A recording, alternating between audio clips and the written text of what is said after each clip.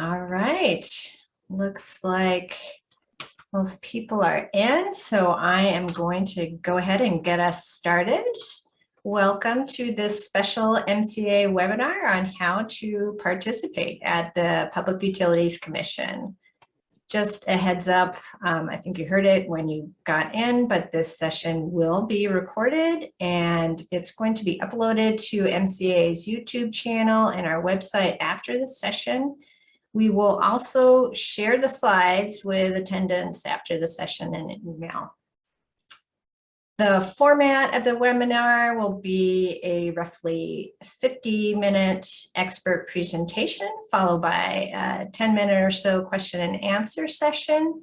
So feel free to drop any questions that occur to you during the session in the Q&A box at the bottom of the screen at any time. This webinar is designed for people who care about issues that the PUC grapples with and may have been tracking some of the Commission's decisions, but have not yet intervened in a formal way in their decision-making processes. So if that sounds like you, you are in the right place and you're in for a real treat because you're going to get the inside scoop on how to participate at the PUC from someone who's not only highly experienced in this area, but is also a really engaging and effective teacher. So without further ado, I'm going to hand things over to that someone now, MCEA's regulatory attorney, Amelia Vohs. Wonderful. Thanks so much, Melissa. Hi, everyone. Thank you so much for joining us this morning. I'm Amelia Vohs. I'm MCEA's regulatory attorney, which is just our fancy way of saying I'm our attorney that focuses most of her time on what's happening at the Public Utilities Commission and is working mostly on the clean energy transition and trying to encourage a shift towards renewables. So let's get started. And Haley, if you don't mind sharing our slides, we'll dig right in. Okay, perfect. So you can go ahead and go on to the first slide. Great. So for those of you who are new to MCEA, which many of you probably are familiar with us because you're here at our webinar, but just to give a quick introduction. So Minnesota Center for Environmental Advocacy, our mission is to use law and science to protect Minnesota's environment, natural resources, and the health of its people. And that's part of the reason why we have lawyers on staff, which I think is what makes us particularly unique. We work in all three branches of government, so the courts, the legislature, and in front of the executive branch, particularly in front of our state agencies. And then we're also working on educating the public and supporting communities in their fight to protect their own environments. Next slide, please. So here's kind of a roadmap of where I want to take our conversation today, and it's going to kind of cover sort of 3 levels of knowledge about the Public Utilities Commission. So hopefully there's a little something for everyone here. I'm going to start with very basic, who is the PUC and what the PUC does for those of you who may be just, coming to the PUC for the first time. Then I'm going to build on that a little bit more and talk about how I like to keep track of what's happening at the PUC, which will be good for people who are beginners, but maybe, starting to get more engaged.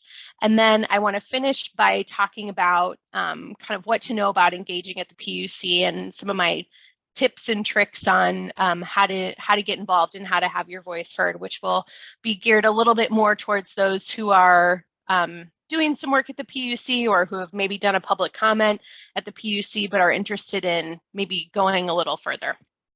Next slide, please. So let's start by talking about what the PUC is. You can go on to the next slide. So this is the current makeup of our Public Utilities Commission. There's 5 commissioners. From left to right on your screen, you see Commissioner Sieben, who's the current chair, Valerie Means, Matthew Scherger, John Tuma, and Joe Sullivan. And I have their term expirations listed here because if you do the math, you'll notice that a number of these will expire within the next governor's term. So because the commissioners are appointed by the governor, who's in the governor's office certainly matters in terms of who's on the Public Utilities Commission. And that makes this upcoming election for the governor's office really important if you're paying attention to what's going on at the PUC. So as I mentioned, the governor appoints the commissioners. They have a 6-year term, and I don't believe there's any kind of a term limit. Some of these commissioners are already on their second term. The terms are staggered, and someone by law has to be from outside of the metro area. So for example, Commissioner Sullivan is from Mankato. And I believe some of the other commissioners may be living in outside of the metro area as well. I know John Toom was originally from the Northfield area. And then no more than 3 of the commissioners can be from the same political party. So currently, John Tuma is the Republican on the commission, Matthew Sugar is an independent, and then the other 3 commissioners are Democrats. You can go to the next slide, please. And this is the PUC's stated mission. And I think, it's an interesting thing to take a look at because you'll see that their mission touches on safety, having adequate and reliable utility service, and having it be affordable. An issue that might be notably absent from this mission statement is, energy and utilities that also serve the environment and don't worsen climate change.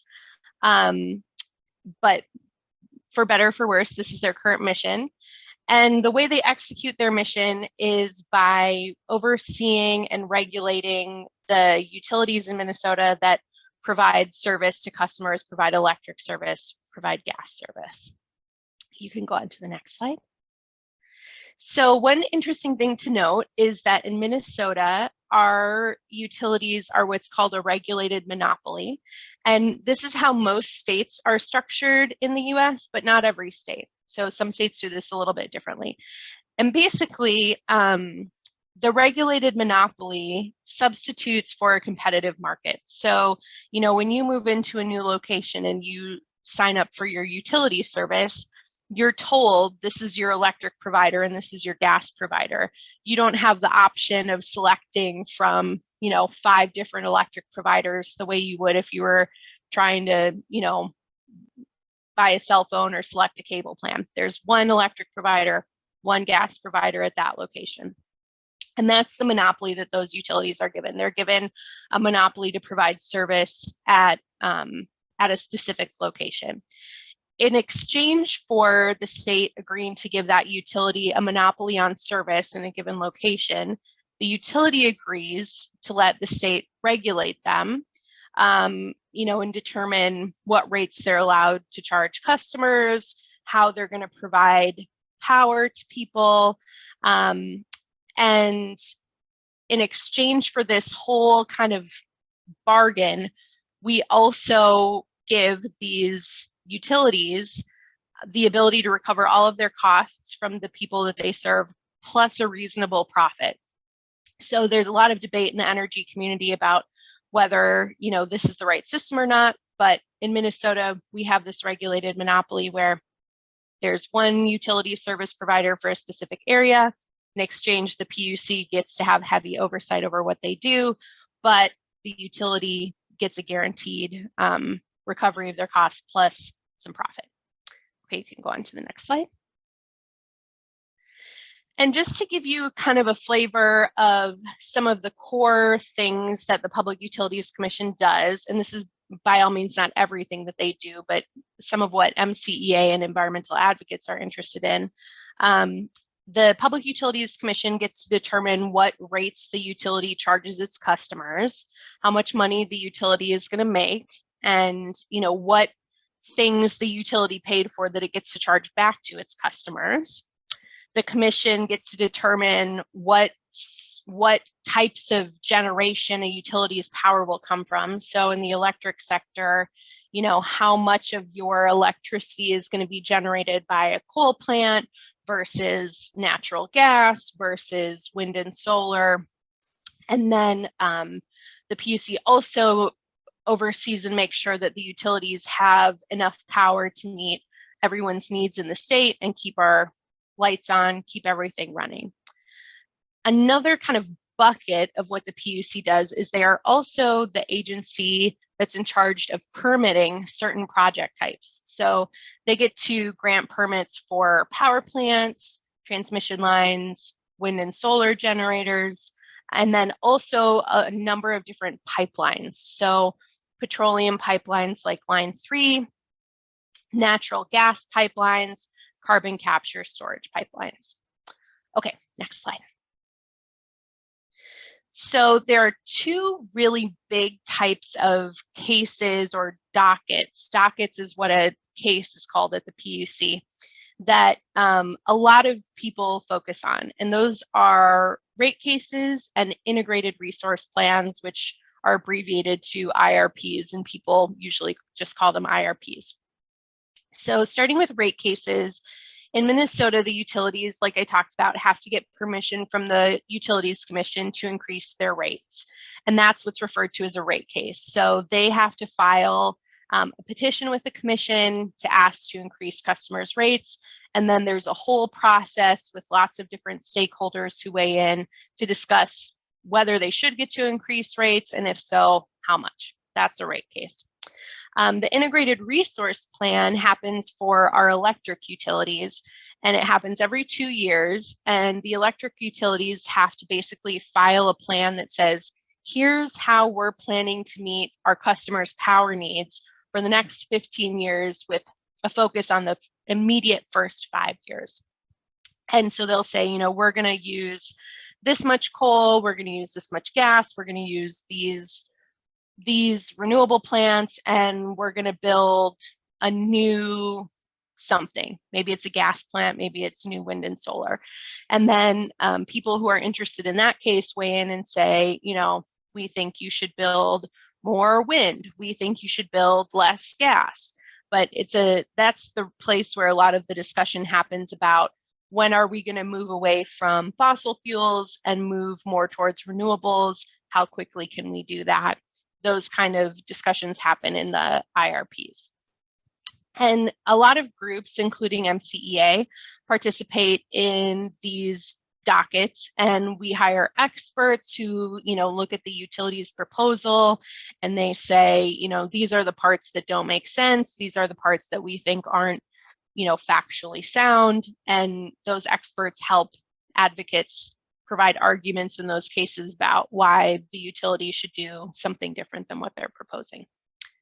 Okay, next slide. But those aren't the only type of dockets that the commission hears. And these are just some examples. There's a myriad of case types that the commission hears, but these are kind of three other buckets that environmental advocates look at. So there's some miscellaneous dockets. A current one is the inclusive financing pilot, if any of you are following that. There's certificate of need documents. That's the name of a specific permit type. So line 3 was a certificate of need case. Transmission lines will usually be called the certificate of need case. And then the commission also has the ability to change its rules that govern some of its processes. So that's called a rulemaking docket. And right now they have one open that's clarifying their rules on carbon capture and storage pipelines. If any of you are following that, that's a rulemaking docket. Next slide. Okay, so let's talk about how to kind of keep track of everything that's going on at the PUC, because they're busy and there's a lot to keep track of. Next slide. So I use kind of 4 key ways to stay in touch with what's going on and know what's coming up. And that is using the PUC newsletter, tracking the PUC's calendar, following specific dockets or cases that I'm really interested in, and then attending MCEA's monthly PUC roundtable. And I'm going to dig into kind of the advantages of each of these here as we go forward. Next slide. So the newsletter, I think, is one of the best ways to just get a quick overview of what's happening at the PUC.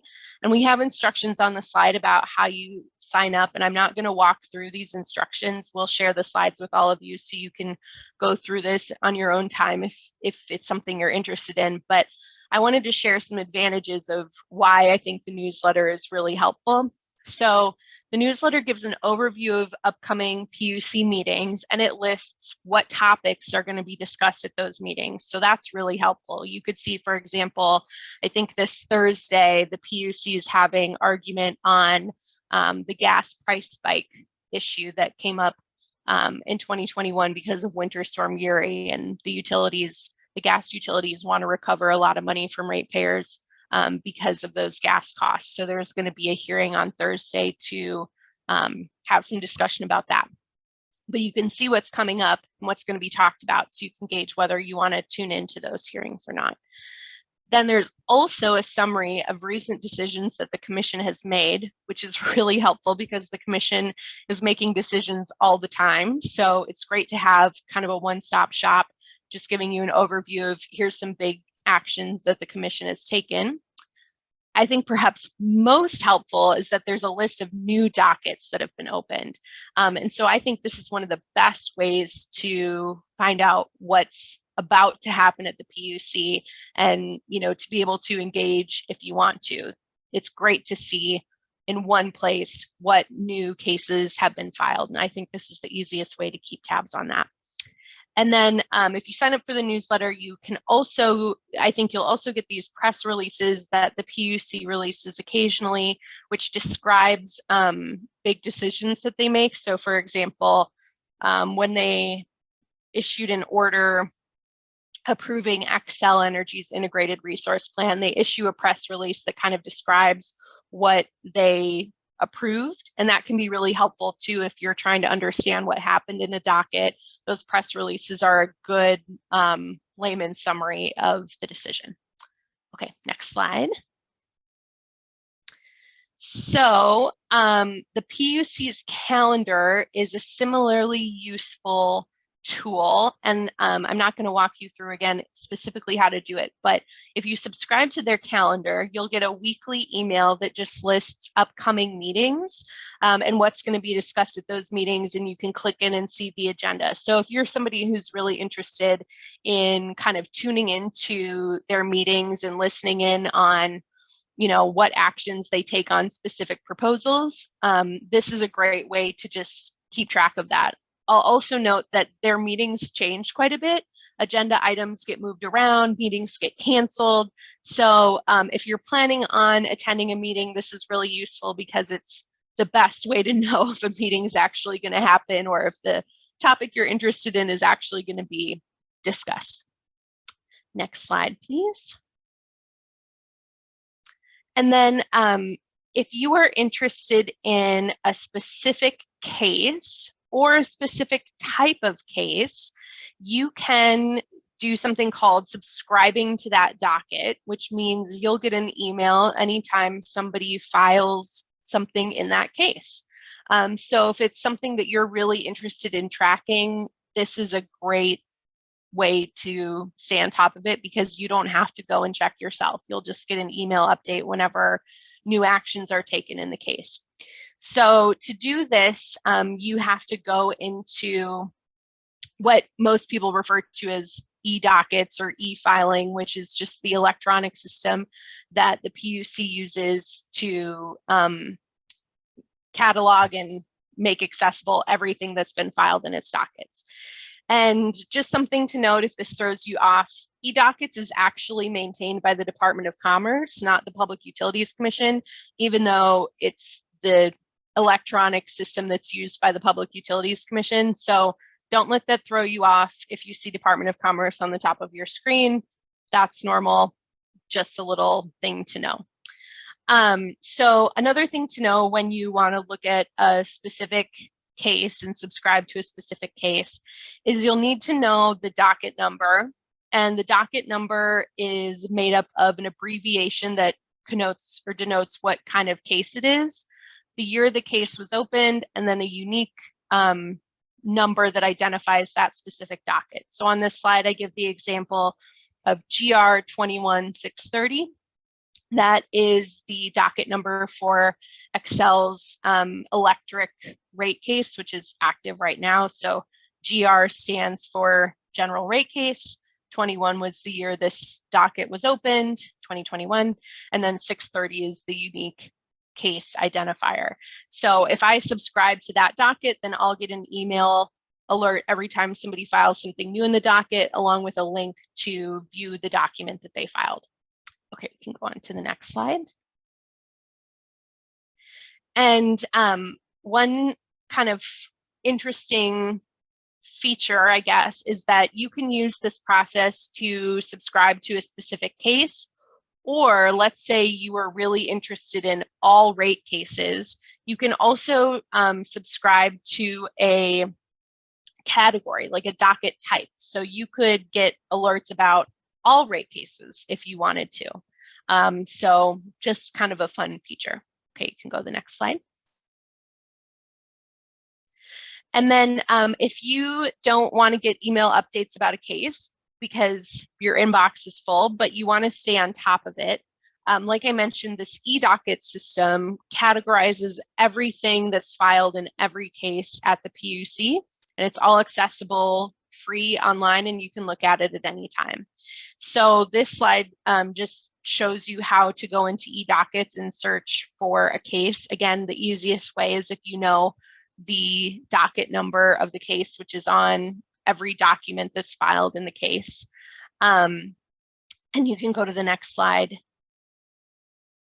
If you look up a docket number, so I used my same case here, I did the GR 21630 Excel's electric rate case.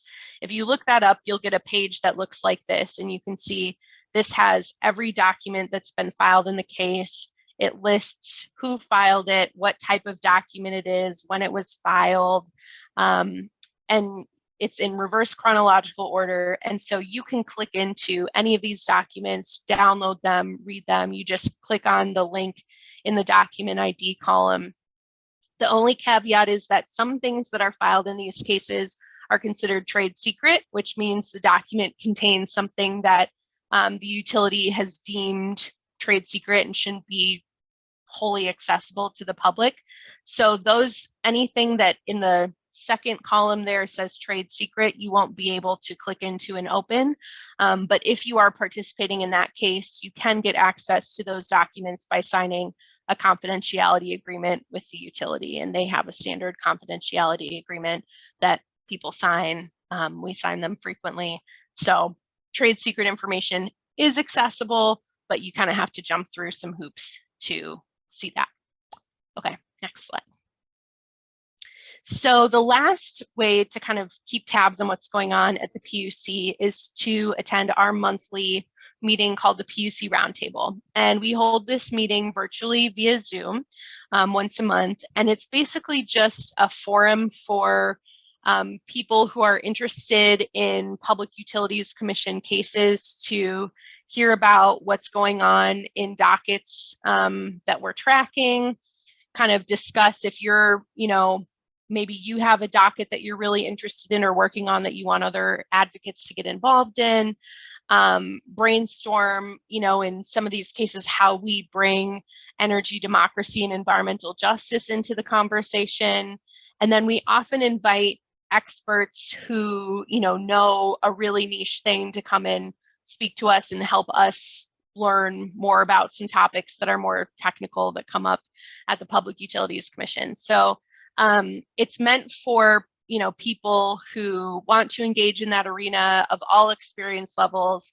And there's different topics that we talk about every month. There's usually a presentation. So it's a great opportunity to learn, and you can just look at the topic every month and decide if it's something you're interested in. So if you want to be added to that listserv, you can just email Melissa. Her email is on this slide, and we'll share it with you in the chat.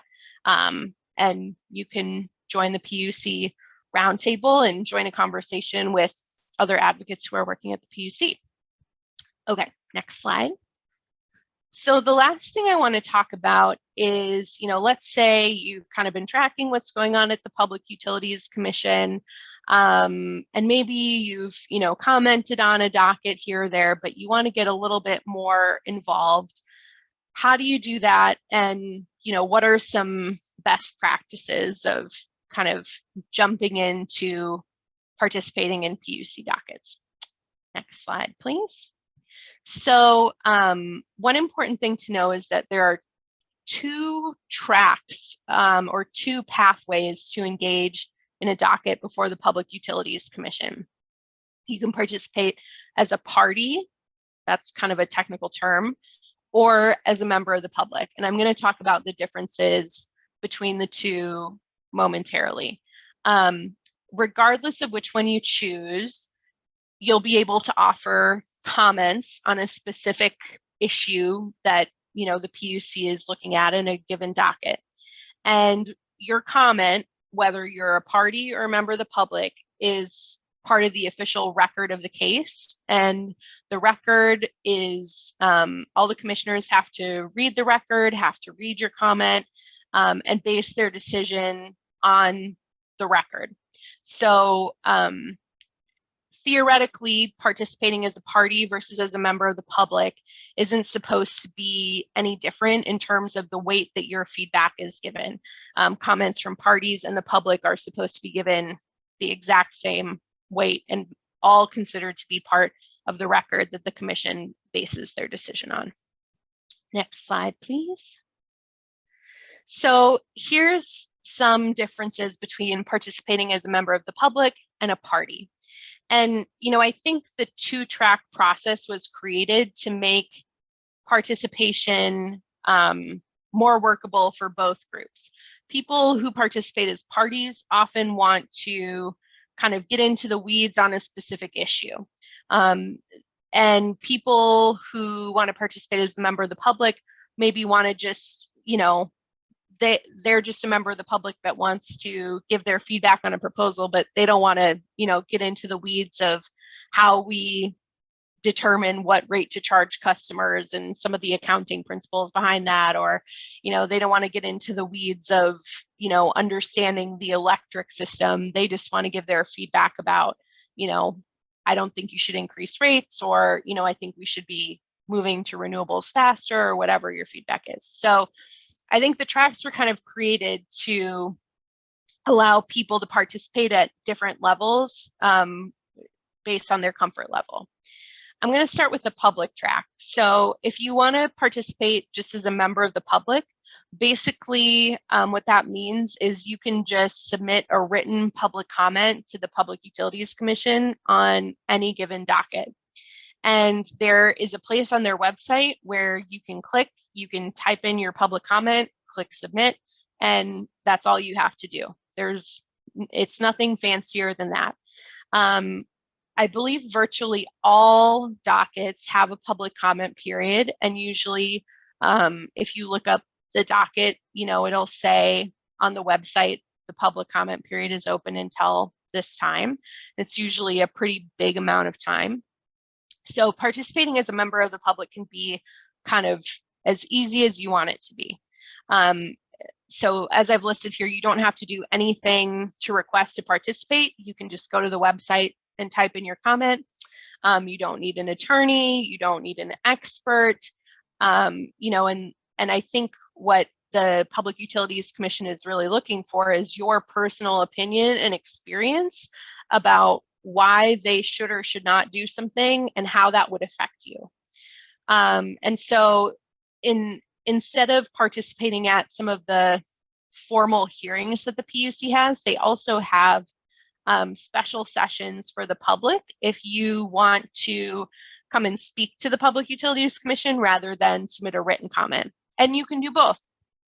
But they hold these public hearing sessions for members of the public. It's kind of like a city council meeting almost. There's a open mic period and you get to come and give your 2 cents about a proposal that is on the table before the Public Utilities Commission. So these public hearing sessions are another way that you can participate as a member of the public. And again, it's not going to be, you're not going to be in there with lawyers and technical people. It's meant to be really accessible. The 2 drawbacks of participating as a member of the public are you can't participate in settlement negotiations if they happen, and you can't send information requests. And I'll talk about both of those in a little bit, but just kind of keep that in your head that that's one limitation. So the party track. If you want to participate as a party, you probably have something more in depth to say about a particular docket. You probably want to weigh in a little bit in the weeds. Parties sometimes have to request to participate and be granted party status. And if you have to do that, you have to file a document called a petition to intervene. And I'll talk a little bit more about that in a little bit, but just know that sometimes you have to take a step to become a party in a docket. Parties are often represented by a lawyer and oftentimes hire experts. That doesn't mean you have to do either of those two things. There are many instances where I've seen parties represent themselves and they've participated without hiring experts, but just, have that knowledge that a lot of people will have legal counsel and will be hiring experts to analyze some part of a utilities proposal. The parties participate in a different hearing than the public hearings that I just talked about. The parties participate in what I'm calling a formal hearing. I don't know if that's a good term for it, but a formal hearing before the PUC, or sometimes it's in front of a judge before it goes to the PUC. And so those hearings are meant to really get into the technical weeds, the legal weeds, and that's why they separate that out from the public hearing session, because it's probably getting into topics that the public isn't necessarily interested in getting into.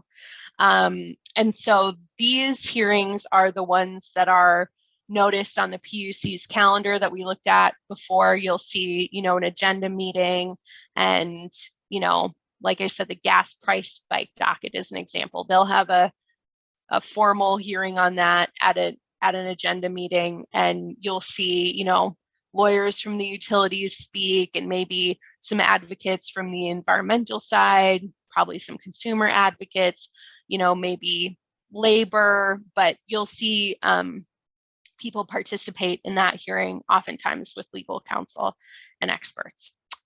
The two advantages of being a party are that you can participate in settlement negotiations and you can send information requests. And the exciting thing about settlement negotiations is that oftentimes in a case, there might be an interest in having all of the people who are on the formal party track kind of settle the case, just like you would settle a case in court, by, negotiating, giving and taking on different things that you wanted. So being a party to a settlement gets you a seat at the table, and you get to negotiate and say, well, I'd be willing to give on my position on this if you give on your position on that. If you're a member of the public, you're not, you don't have a seat at that negotiating table. And then information requests I'll talk about in a couple of slides. So just put a little pin in that. We can go into the next slide. So going back to participating in the public track for a second, I want to talk a little bit about how to do that effectively. So a lot of groups you'll see will send a form letter to their membership and say, hey, will you, contact the PUC, submit a public comment, here's what we want you to say. I don't think the Public Utilities Commission finds that particularly useful, although, I do think there's some utility in seeing a large volume of those letters come in. That shows them that there's at least interest in this topic, and a lot of people feel the same way. But I think what the PUC responds to more is when people write in and speak personally about how a specific proposal would affect them, their family, their community, how it would affect your ability to kind of live, afford things, your living environment, etc. So if you want to participate in the public track, I think really speaking personally, for example, let's take the example of a proposal to increase your electric rates. If you speak personally about how that would affect you, that's going to, I think, go farther with the commission than just kind of a form letter from an advocacy group. My other tip is to comment on what the docket is actually about, whether we like it or not. I will say that I think the commissioners get a little bit crabby when people comment on things that are what they consider to be outside the scope of the topic that's on the table in that docket. So make sure that you're providing feedback about what's actually at issue in that case if you really want it to be taken seriously. So I gave some examples here on the bottom, and my hypothetical was, should the commission allow the utility to increase let's say it's everyone's electric rate? Should they be able to charge you more money on your electric bill? I think a useful public comment would be, speaking about why the commission shouldn't allow a rate increase right now, or, whether you think they should, whatever you want to say. But you could say something like, don't increase rates right now. Inflation's really bad. Everybody's dollar is stretched thin. It's a bad time to increase rates. An even better comment, and I think the best type of comment you can make, would say, here's how an increase would personally affect me. This would really impact my ability to afford my utility bill, afford my rent or mortgage, afford my groceries, whatever your personal situation is. If a, increase on your electric bill would be burdensome, say that. Or, if you support an increase on your electric bill, and I don't know that I know anybody who really wants that, but say why. And then the comment that I gave, an example that I gave of something that wouldn't be so useful, is saying something like, well, don't increase rates because utility executives make too much money and they shouldn't get to make more. Like, a lot of us probably agree with that, but, that's not really the type of content that the PUC is looking for. They want to hear more about the effects on their constituents, which is Minnesotans. That's you. Okay, next slide. So going back to the party track, let's say you don't want to participate in a case as a member of the public, you want to participate in that party track. Like I mentioned, you may need to get formal permission to become a party. You may need to be granted party status. So the first step, if you want to go in that track, is to determine whether you need to file that document to be granted party status, which we call the petition to intervene. It isn't always easy to determine if you need to file that. There are some cases where that's always required, and then there's other cases where it's just kind of become practice to not formally require that. And so I think one of the best ways to determine whether you need to actually ask to become a party is you can contact the PUC staff. Note, I put in all caps here, not the commissioners, because there's very strict rules about contacting the commissioners if you're going to be a party in a case. But the PUC staff is there to answer questions, and this would be a good question to direct toward them. Also, another option is just to ask someone else you might know who's participating in the docket. You could always send me an email, but it can be a little bit tricky to figure out. So that's a good question to ask about whether you need to actually file a document to be granted party status. If you do, then you just need to draft your petition to intervene. And I've given here the two rules that specify the criteria for intervening. So you would just want to write a document that explains kind of how you meet the criteria and those rules. And the rules, there's two rules. There's one if your case is in front of the Public Utilities Commission, and if the Public Utilities Commission has sent a case to an administrative law judge, which sometimes happens, there's another rule for you to look at. So I've given you both of them. And my best tip on this is to look for past petitions to intervention that other parties have filed and kind of work from that as a model. You can actually just Google, if you looked up Minnesota PUC petition to intervene, you would get some Google results that are petitions to intervene that others have filed. And you can look to those as a guide. Usually these petitions are only a few pages long. They're not really lengthy documents, but I would look at a past document for guide, or ask someone that has done one, if you can borrow. They can send you kind of a past example of what they've done. And then the last thing you have to do is file your petition to intervene in the docket by uploading it onto that E-Dockets website we looked at previously. And I've given you the link that you need to go to do that. But basically, it's a pretty simple process. You know, you click and say, I want to upload a document. It asks you for some information about who you are, and then you can file it. Okay, next slide. So my tips, if you want to participate in this party track and you need to file a petition to intervene, they aren't automatically granted. They're frequently granted, but it's not a guarantee. So my tips to making sure that you get your petition granted and you're allowed to participate as a party are file your petition early. There will always be some kind of a cutoff point by which people need to ask to become a party. And you'll see that date, you know, it'll be set in every case where you need to file a petition to intervene. So do it before that day and do it as early as you can. Looking at past trends, it also seems to be helpful if you intervene as part of a group of like-minded people rather than as just an individual. You don't need to be a formal group, you know, you don't need to be a nonprofit, you don't need to be organized in a specific way, you know, but if there's a group of, you know, maybe people in a neighborhood that are opposed to a pipeline, you know, give yourself a name and participate together as a group. You don't have to, but I think it helps increase your chances of getting to participate as a party. The other thing is to be specific about why you're interested in the case and how you'll be affected by the case.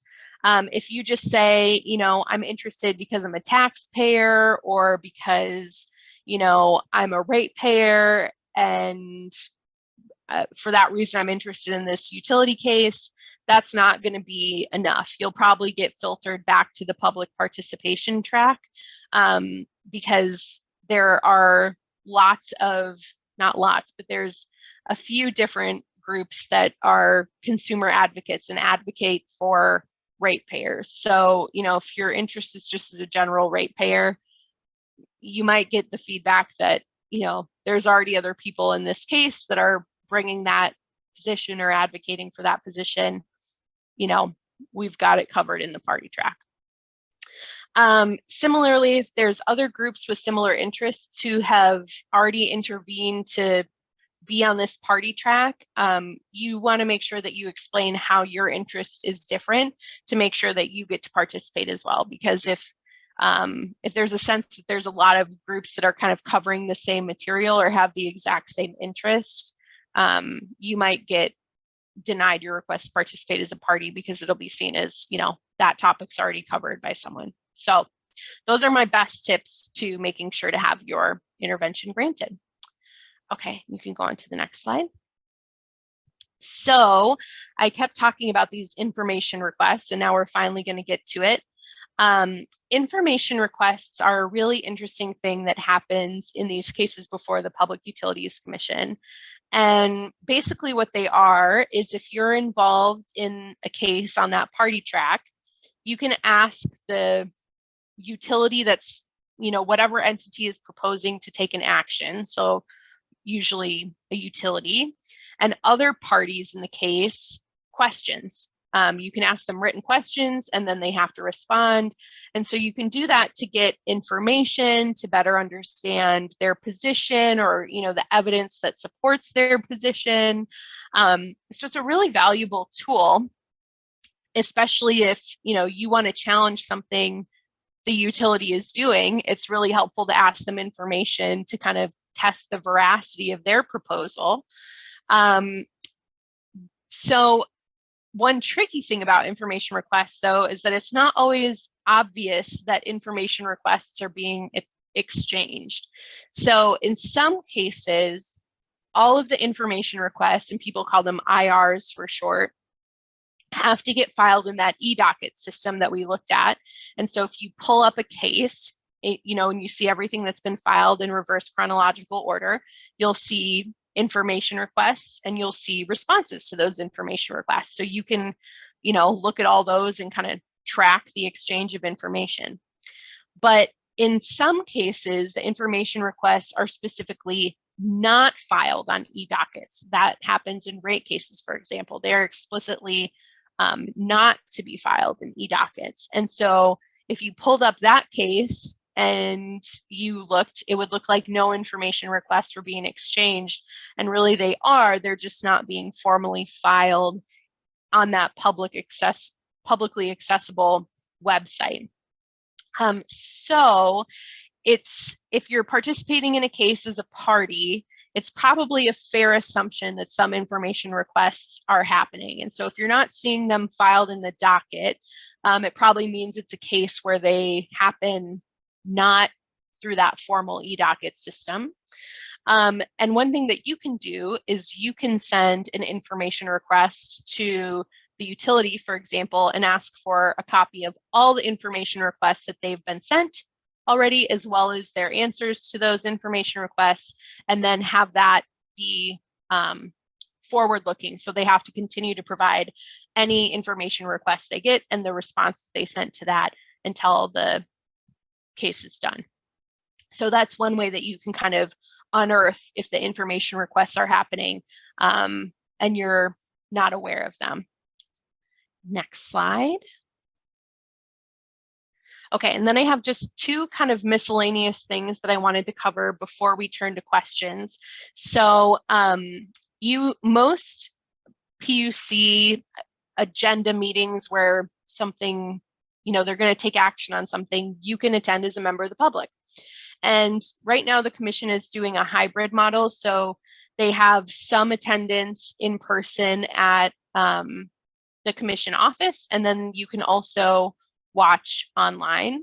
And I think, depending on COVID numbers, sometimes I think they prefer to have more people watching online and to have people who are really actively participating in person. But I think as a member of the public, you can do either. If you want to watch online, it's pretty easy. This gives you the links to go to, and then you can watch the live webcast. Just one thing to know is that if you watch the live webcast, it has about a 30-second delay in what's going on in person. And if you're ever invited to speak at a commission meeting, you want to make sure that you have a different link, because you can't speak from the live webcast. You have to make sure that you get kind of a participant link and you're on you're on the WebEx and not the live webcast. Okay, next slide. And then the last thing I wanted to touch on really quickly is just these are some rules and statutes that we use a lot in our work that are, have good provisions for environmental and climate advocates. So if you're working on things at the PUC and you want to look at some of the state laws or rules that, kind of talk about environmental things and needing to take action on climate, these are good things to look at. The middle one, the renewable energy preference, is really interesting. It applies in IRPs and basically says, the commission can't approve a new fossil fuel plant unless, it can be shown that renewables or a clean energy source isn't really feasible. This is my kind of layperson summary of it. It's not a direct quote, but it's worth taking a look at these different laws and rules because they have some good fodder if you're participating from an environment or climate perspective. Okay, and with that, we've got about 10 minutes left, so I think let's turn to some questions. Yeah, we have gotten a few. They're coming into the Q&A here. The first question is the public ever allowed to listen in to formal party hearings or before a judge?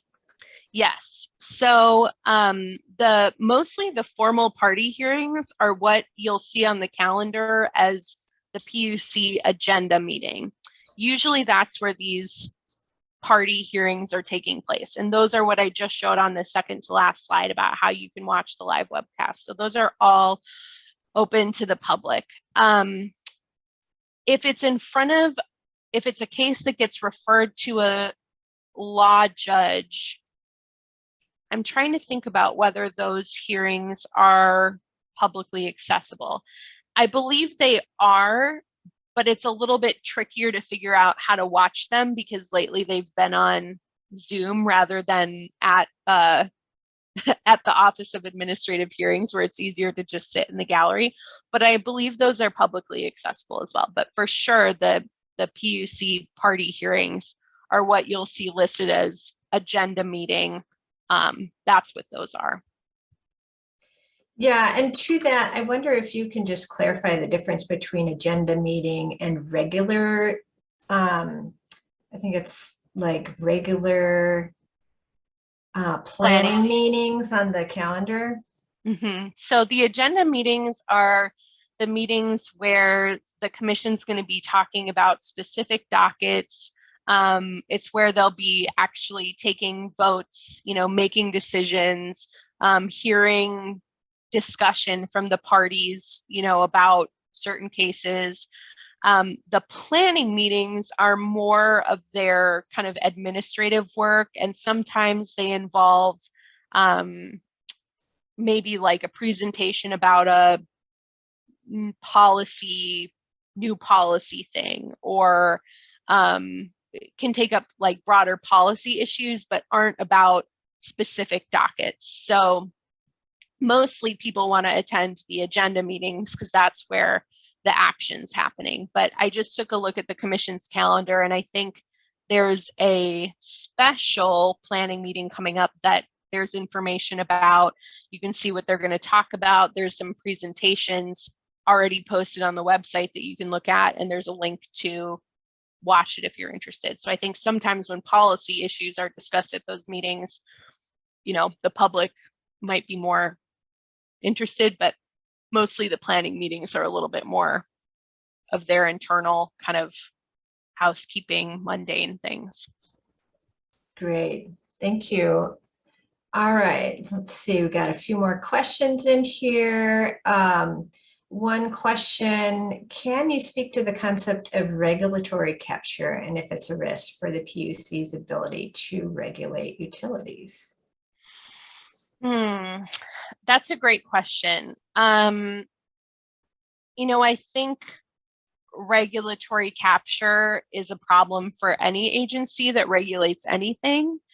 And I understand the phrase regulatory capture to kind of, mean that you're in a place where the agency who's doing the regulating is, kind of at the whims of the party that they're regulating, and they're not really objectively making decisions. I don't see so much regulatory capture at the PUC. I see our commissioners as genuinely grappling with issues and really valuing hearing from different perspectives, particularly, environmentalists, labor, talking about what jobs does this impact or what jobs does it create. And then I think more recently, there's been a real focus on how does this impact equity issues. And so I see the PUC as doing genuine grappling with issues. I don't see them as being,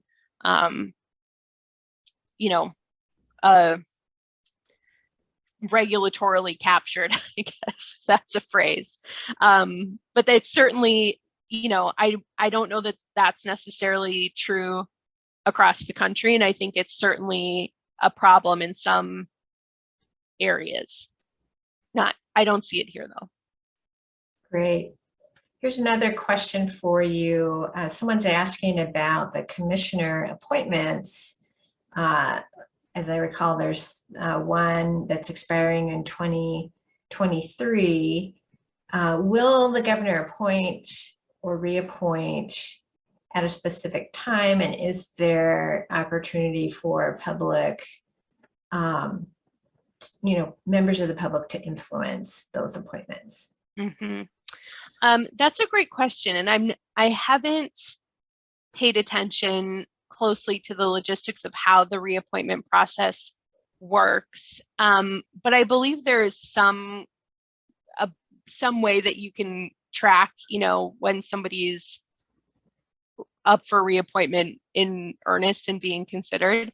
I would say that I do think it's helpful for the governor's office to hear from different people, we really support this person, or we're really concerned about this person continuing.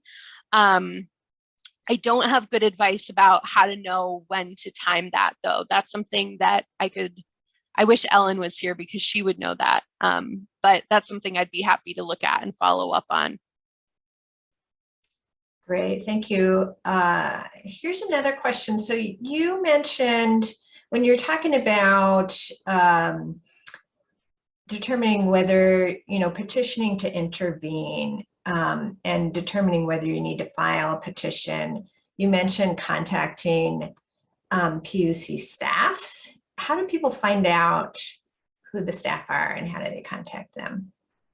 That's a really good question. So if you go into look at a specific docket and you go into E-Dockets and you look it up, there will usually be a document filed by the PUC that's kind of an opening document in the case. And it'll say, here's kind of the case number of this case. Here's what this case is about. Here's the staff contact person. And even periodically in the case, you'll see some documents filed by the PUC that will be perhaps a notice of hearing or a notice of public comment period. And all of those documents filed by the PUC, if you read through them, at some point will have, if you have questions, contact this person and it'll have their email. And so there are different staff people assigned to different dockets. And that's the person that I would start with just because they're working on that specific case, so they're going to have the best information. But there's also, if you go on the PUC's website, of course, like a general line that you can call and get connected with somebody who can answer your question. But if you know your docket number, I'd look it up and look at one of the PUC notices and see if it lists a staff member, because it almost always will, and that'd be a great person to direct your question to. Super helpful. I think we have time for one more question.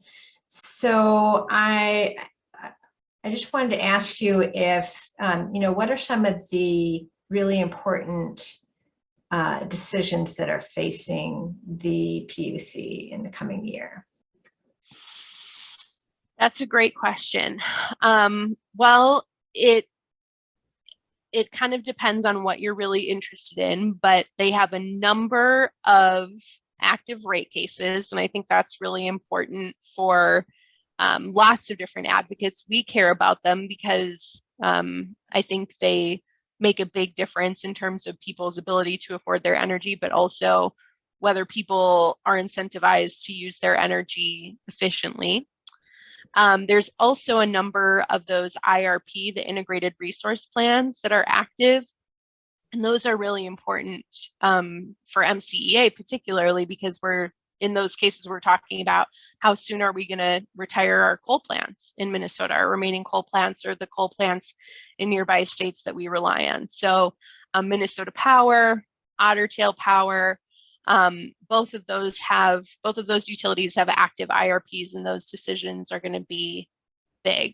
There's going to be some decisions about renewables coming up. So I think the inclusive financing pilot is interesting. So there's lots of cool stuff going on and lots of stuff with big impacts. Great. Well, so everyone can go subscribe to those dockets that Amelia mentioned. Thank you, everyone, for attending, and thank you so much, Amelia, for this really informative presentation. I know I learned a lot. We had some great questions.